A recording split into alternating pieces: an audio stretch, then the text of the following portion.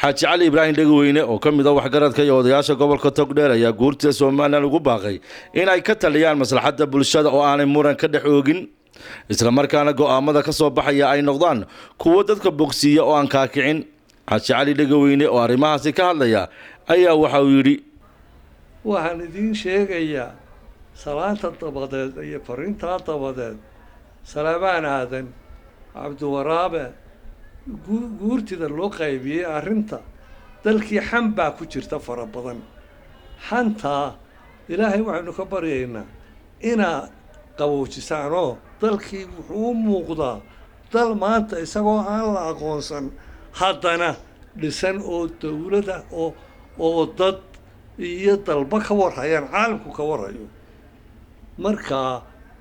inaan la kaakicin dadka oon muran laga dhex oogin ayaan ilaahay ka baryaynaa idinkana idin weydiinaynaa guddida loo qaybiyay iyo dadka maanta talada hayaba waxaana la leeyahay oo xantu u badan tahay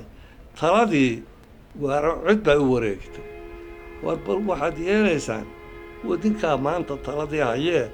yaanay idinka xumaanine arrinta hagaajiya oo dadka bogsiya qalbigiisa. Kays Axmed Digaale, Home Cable TV, Burco.